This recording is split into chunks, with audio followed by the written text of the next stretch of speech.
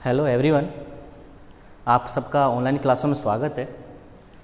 बढ़ते कोरोना के प्रभाव को देखते हुए ये ऑनलाइन क्लासेस आपके लिए चलाई गई हैं ताकि आप घर बैठकर आराम से आप अपनी पढ़ाई को सुचारू रूप से रख सकें। लेकिन मैं सबसे पहले एक जो उपाय चल रहे हैं इनके बारे में बताऊंगा। जो सुरक्षा जो आपको रखनी है, गाइडलाइंस के अनुसार आपको मास्क लगाना, सैनिटाइजर का प्रयोग करना, कहीं जब बाहर जाए तो सोशल डिस्टेंसिंग अर्थात 1 मीटर की दूरी बनाए रखना, और घर आने के पश्चात आप सैनिटाइजर का प्रयोग जरूर करें। सुरक्षा ही बचाव है। मैं आता हूं अपने टॉपिक पे। जो हमारा पहला टॉपिक आज का हमारा ऑनलाइन क्लासेस का टेंस अर्थात काल। पौराणिक कथाओं के अनुसार काल को विभिन्न प्रकार से चलता आ रहा है। जो हमारा समय इसको 3 भागों में बांटा, ऋषि मुनियों ने को अपने अपने अनुसार बांट रखा है। लेकिन अब इस वक्त देखे जाए तो हमने टेंस को यहाँ पे 3 प्रकार में भागों में बांट रखा है। पहला जो हमारा भाग है प्रेजेंट टेंस अर्थात वर्तमान काल। दूसरा भाग टेंस का पास्ट अर्थात भूतकाल। तीसरा जो पार्ट है हमारा फ्यूचर अर्थात भविष्य। बात करें हम इसको वर्तमान काल बोलेंगे, इसको भूतकाल बोलेंगे, भविष्य काल बोलेंगे। अर्थात जब हम काम को शुरुआत करते हैं, काम में किसी भी चीज को प्रारंभ करते हैं तो वह सब वर्तमान में हो जाता है। लेकिन जैसे काम खत्म हुआ, वह काम जब खत्म होता है तो वह उसका समय अलग हो जाता है। अर्थात वह जो काम खत्म होने के पश्चात वह भूतकाल में चला जाता है। और जो हम आगे जो कल्पनाएं करते हैं वो सब कल्पनाएं फ्यूचर अर्थात भविष्य काल में की जाती हैं। मोटे तौर पर हम देखे जाए तो यहाँ पर हमें 3 भाग दिखाई दे रहे हैं। यहाँ पर प्रेजेंट टेंस अर्थात वर्तमान काल, पास्ट टेंस भूतकाल और फ्यूचर टेंस भविष्य काल।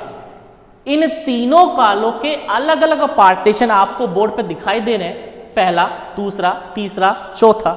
उसी प्रकार पास्ट के 4 भाग, पहला, दूसरा, तीसरा और चौथा।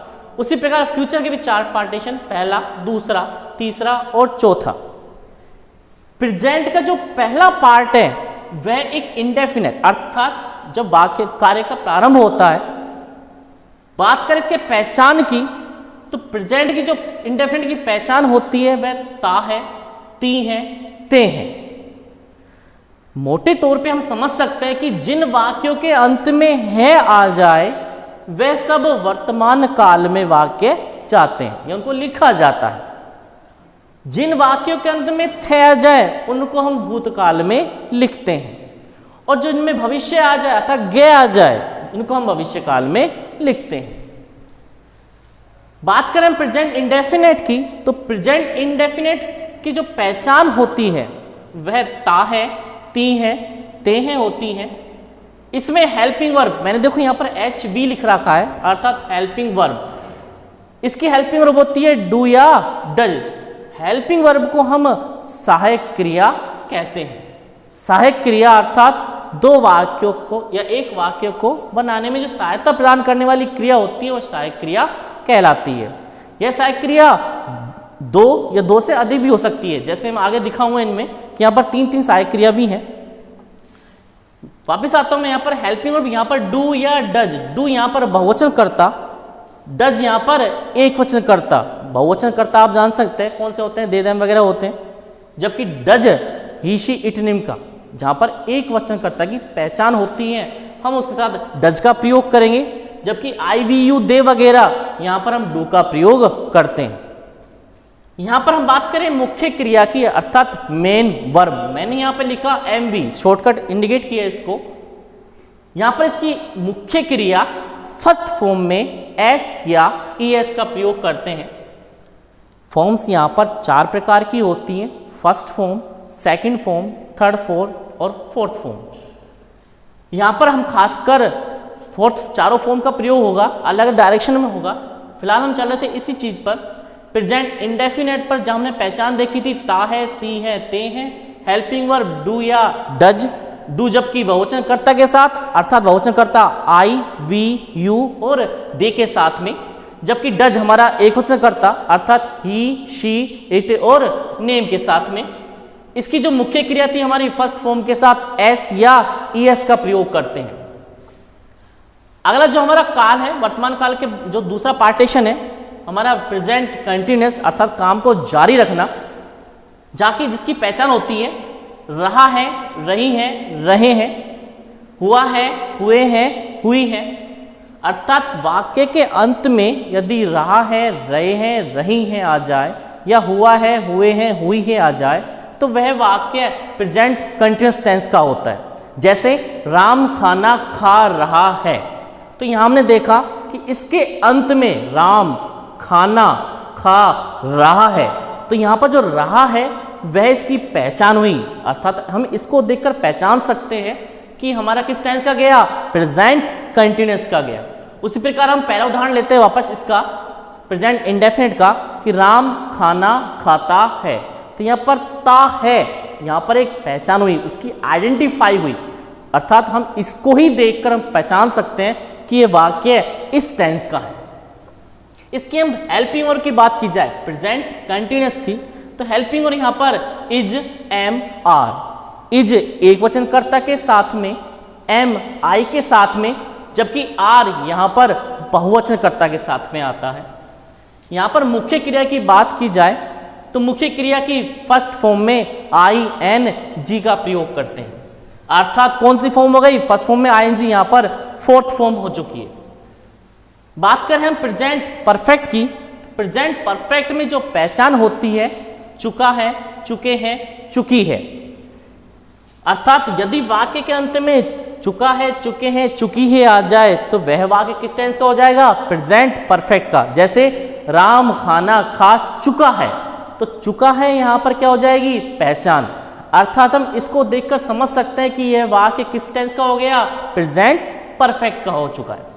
यहाँ पर कुछ मात्राएं भी होती है, जैसे देखिएगा आप यहाँ पर आ की मात्रा, ए की मात्रा और ई की मात्राएं हैं। यहाँ पर हेल्पिंग वर्ब की बात की जाए तो हेल्पिंग वर्ब यहाँ पर हैज एक वचन कर्ता के साथ में, जबकि हैव बहुवचन कर्ता के साथ में आता है। यहाँ पर मुख्य क्रिया की बात की जाए तो मुख्य क्रिया की हमेशा थर्ड फॉर्म का प्रयोग करते हैं। प्रेजेंट परफेक्ट कंटिन्यूअस की बात की जाए तो इसमें जो पहचान होती है समय प्लस से, रहा है, रही है, रहे हैं, या हुआ है, हुए हैं, हुई है इत्यादि का प्रयोग किया जाता है। इसमें हेल्पिंग वर्ब हैज बीन, मैंने कहा ना कि एक से दो भी और दो से भी तीन होती हैं हेल्पिंग वर्ब में, इसमें एक साथ दो आ रही हैं, हैज बीन, हैव बीन। इसमें खास बात होती है यदि वाक्य को नकारात्मक बनाते हैं तो इन दोनों हेल्पिंग वर्ब के बीच में नोट का प्रयोग किया जाता है। यदि वाक्य को हम प्रश्नवाचक बनाएंगे तो प्रश्नवाचक बनाने के लिए पहली वाली हेल्पिंग वर्ब को सब्जेक्ट से पहले और अन्य को सब्जेक्ट के बाद लगाते हैं। इसमें मुख्य क्रिया की बात की जाए तो हमारा कंटिन्यूअस टेंस तो है ही, तो हम देखेंगे कि इसमें फर्स्ट फॉर्म में आई एन जी का प्रयोग करते हैं, तो हम पहचान सकते हैं, जान सकते हैं कि यहाँ पर हम फोर्थ फॉर्म का प्रयोग हो रहा है। जैसे फोर्थ फॉर्म यहाँ प्रयोग हो रही है, ऐसे फोर्थ फॉर्म का प्रयोग यहाँ किया जा रहा है। सबसे मेन बात इस टेंस की कि इस टेंस के जो चौथा पार्टीशन होता है, कौन सा वाला, प्रेजेंट परफेक्ट कंटिन्यूअस, इसमें मुख्य बात होती है कि हम इसमें समय देखते हैं, समय के साथ से का प्रयोग करते हैं, और इस से में खास बात होती है सिंस या फॉर। सिंस हमेशा निश्चित समय के साथ, निश्चित समय कौन कौन सा, निश्चित समय वार, सन और बजे, कि वह सोमवार से पढ़ रहा है, वह 1999 में पैदा हुआ, वह वर्षों से पेड़ काट रहा है, तो वर्षों से यहाँ पर अनिश्चित समय हुआ, जबकि मैंने अभी सन और वार बताया, ये हमारा सिंस अर्थात निश्चित समय हुआ। तो हम जो निश्चित समय है उसके साथ सिंस का प्रयोग करेंगे, जबकि अनिश्चित समय के साथ फॉर का प्रयोग करेंगे। अगला जो हमारा टेंस है उसका जो दूसरा पार्टीशन है पास्ट, भूतकाल, हम देखेंगे इसमें मैंने थे लिखा है, अर्थात वाक्य के अगर पीछे अगर थे लिखा जाए तो हम समझ जाएंगे कि किस टेंस का हो गया, था भूतकाल का हो गया। पास्ट की पहली जो पार्टीशन होता है, पहला हिस्सा होता है, पहला भाग होता है, वो होता है पास्ट इंडेफिनिट। इसकी जो पहचान होती है यदि वाक्य के अंत में या ए ई आ जाए या ता था ते थे ती थी आ जाए, अर्थात गया, गए, गई, ता था ते थे ती थी आ जाए, तो ये वाक्य किस टेंस चल जाएगा, पास्ट पास्ट इंडेफिनेट टेंस में चला जाएगा। अर्थात हम इसको किस टेंस में लिखेंगे, पास्ट इंडेफिनेट वाक्य में लिखेंगे। इसकी जो हेल्पिंग वर्ब होती है डिड होती है, जबकि मुख्य क्रिया सेकंड फॉर्म का प्रयोग, अर्थात मेन वर्ब कौन सी आ जाएगी, सेकंड। खास बात ध्यान देना कि मैंने डिड और सेकंड फॉर्म लिखी, इसमें एक राज की बात है, रीजन होता है कि डिड एक सेकंड फॉर्म है, डू, डिड, डन।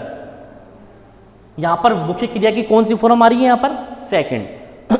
जब वाक्य हम सिंपल बनाएंगे उस अवस्था में हम हेल्पिंग वर्ब प्रयोग नहीं करेंगे, केवल मुख्य क्रिया की द्वितीय फॉर्म अर्थात सेकंड फॉर्म का प्रयोग किया करते हैं। जबकि यदि वाक्य हम नकारात्मक या प्रश्नवाचक बनाएं तो हम उस अवस्था में डिड का प्रयोग तो करेंगे, लेकिन हम मुख्य क्रिया की फर्स्ट फॉर्म का प्रयोग करते हैं। अगला जो पार्टीशन है हमारा पास्ट कंटिन्यूअस। इस पास्ट कंटिन्यूअस में पहचान रहा था, रहे थे, रही थी, हुआ था, हुए थे, हुई थी। जैसे यहां लिख रखा है हुआ है, हुए हैं, हुई हैं, उसी प्रकार हुआ था, हुए थे, हुई थी, ये हमारी पहचान होती है। जैसे राम खाना खा रहा था, तो यहां पर रहा था पहचान हुई। इसमें जब हम हेल्पिंग वर्ब प्रयोग करेंगे वाक्य साधारण नकारात्मक अनुसार, यदि वाक्य कर्ता एक वचन है तो हम वाज का प्रयोग करेंगे, यदि कर्ता बहुवचन है तो हम वर का प्रयोग करेंगे। इसमें मुख्य क्रिया की फर्स्ट फॉर्म में आईएनजी का प्रयोग करेंगे। अगला जो हमारा है पास्ट परफेक्ट। पास्ट परफेक्ट में देखा जाए तो पहचान चुका था, चुके थे, चुकी थी। इसमें जो मात्रा है आ की मात्रा, ए की मात्रा और ई की मात्रा। हेल्पिंग वर्ब हैड का प्रयोग करते हैं, जबकि मुख्य क्रिया की थर्ड फॉर्म का प्रयोग किया जाता है। अगला जो इसका पार्टीशन है वो पास्ट परफेक्ट कंटिन्यूअस है। इसमें समय के साथ से रहा था, रहे थे, रही थी। हेल्पिंग वर्ब हैड बीन, इसमें भी दो हेल्पिंग वर्ब आ रही है। नियम वही होता है कि यदि वाक्य साधारण बनता है तो हम एक साथ लिख देते हैं, लेकिन वाक्य नकारात्मक बने तो हम दोनों हेल्पिंग वर्ब बीच नोट लगाएंगे। यदि वाक्य प्रश्नवाचक बनता है तो प्रश्नवाचक बनाने के लिए पहली वाली हेल्पिंग वर्ब वो सब्जेक्ट से पहले लिखते हैं, जबकि दूसरी वाली को सब्जेक्ट के बाद में लिखते हैं। यहाँ पर मुख्य क्रिया की बात की जाए तो मुख्य क्रिया की फर्स्ट फॉर्म में आईएनजी का प्रयोग करते हैं, और वही सिंस या फॉर अर्थात निश्चित समय के साथ सिंस का प्रयोग करते हैं, जबकि अनिश्चित समय के साथ फॉर का प्रयोग करते हैं। आप देख सकते हैं कि यहाँ पर जो कंटिन्यूअस है उसमें हमेशा फोर्थ फॉर्म आ रही है, like this present continuous, present perfect continuous, past continuous, past perfect continuous. आपने देखा जो कंटिन्यूअस है उसमें फर्स्ट फॉर्म में आईएनजी, फर्स्ट फॉर्म में आईएनजी, फर्स्ट फॉर्म में आईएनजी, फर्स्ट फॉर्म में आईएनजी। अर्थात आप इसको देखकर समझ सकते हैं कि जो कंटिन्यूअस होता है हमेशा उसमें चौथी फॉर्म का प्रयोग करते हैं, अर्थात फर्स्ट फॉर्म में आईएनजी का प्रयोग किया जाता है। बात करें हम आगे फ्यूचर इंडेफिनेट की, तो यदि वाक्य के अंत में गा, गे, गी आ जाए तो वह वाक्य फ्यूचर इंडेफिनेट में जाता है। इसमें हेल्पिंग वर्ब शैल फर्स्ट पर्सन के साथ में, विल सेकंड और थर्ड पर्सन के साथ में।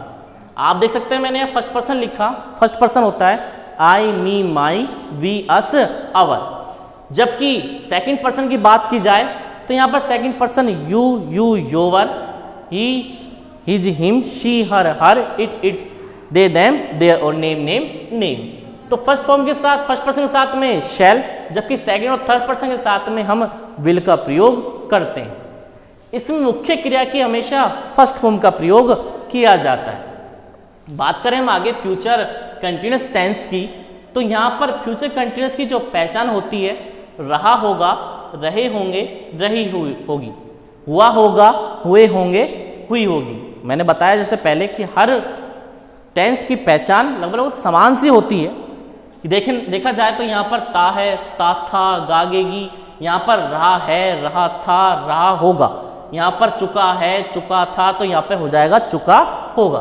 फिलहाल हम वापस सर इस पे आता हूँ मैं। हेल्पिंग और यहाँ पर थी शैल बी, विल बी, यहाँ पर भी दो हेल्पिंग वर्ब आ रही है। नियम वही होता है कि हम नेगेटिव बनाए तो दोनों हेल्पिंग के बीच नोट, प्रश्नवाचक बनाए तो पहली वाले को सब्जेक्ट से पहले, दूसरी वाले को सब्जेक्ट के बाद में। मुख्य क्रिया की वही फर्स्ट फॉर्म में आईएनजी, जैसे मैंने बताया कंटिन्यूअस टेंस है तो हम हमेशा फोर्थ फॉर्म का प्रयोग करते हैं। फ्यूचर परफेक्ट की बात की जाए तो फ्यूचर परफेक्ट की जो पहचान होती है चुका होगा, चुकी होंगी, चुके होंगे। हेल्पिंग वर्ब की बात करें तो शैल हैव, विल हैव का प्रयोग किया जाता है।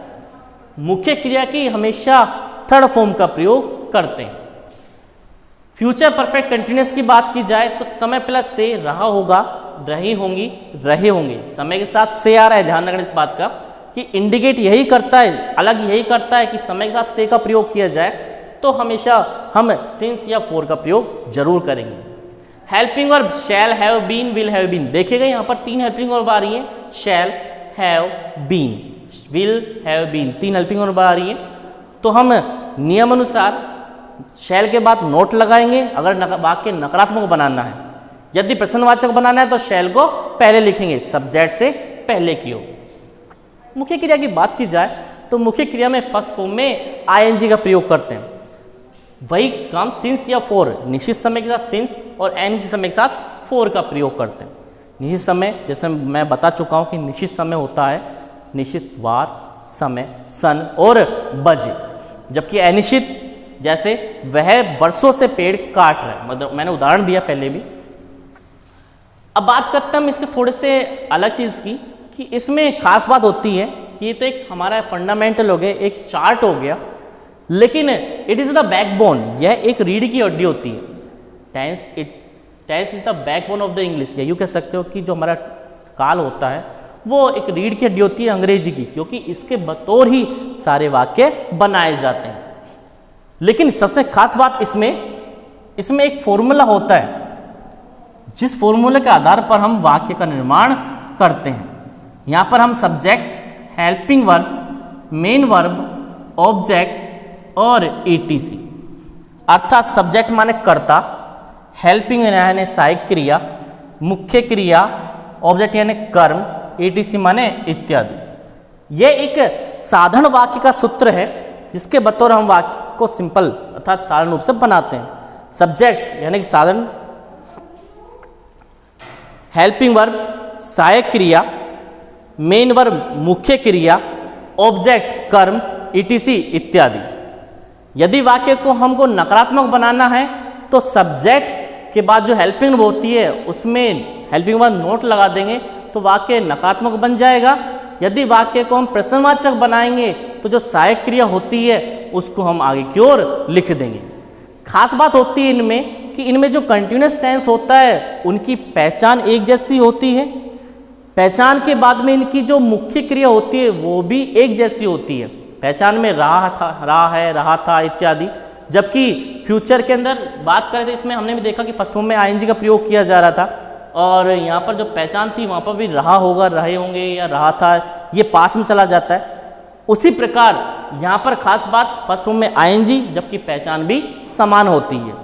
परफेक्ट में भी पहचान समान लगभग, यहाँ पर है का प्रयोग, यहाँ पर थे का प्रयोग, यहाँ पर गागेगी या होगा होगी का प्रयोग होता है। इसकी जो फॉर्म होती है थर्ड फॉर्म का प्रयोग करते हैं। सबसे मेन बात इसके अंदर कि सारा इस फॉर्मूला के आधार पर वाक्य टिका हुआ है। यदि वाक्य साधारण बनाना है तो हम इस फॉर्मूला का उपयोग करते हैं। सब्जेक्ट यानी कर्ता, हेल्पिंग वर्ब यानी सहायक क्रिया, मेन वर्ब यानी मुख्य क्रिया, ऑब्जेक्ट यानी कर्म, ईटीसी माने इत्यादि। नकारात्मक बनाना है तो हेल्पिंग वर्ब बाद नोट का प्रयोग करेंगे। प्रश्नवाचक बनाना है तो हेल्पिंग वर्ब को सब्जेक्ट से पहले लिखेंगे। सारा फंडामेंटल हुआ है कंप्लीटली। आगे जो करेक्ट फॉर्म्स आती हैं उनमें नियम कुछ थोड़े अलग से हो जाते हैं और फिलहाल हम इतना ही चैप्टर लेते हैं और इस चैप्टर के दौरान हम आगे के वाक्य जो क्रिया हैं उनको आगे देखेंगे, जिसके बतौर हम इसको बढ़ा देंगे आगे। ठीक है, आप थोड़ा तैयारी करें घर पे, थोड़ा समझे इसको, आराम से आप क्लियरिटी देखें इसको।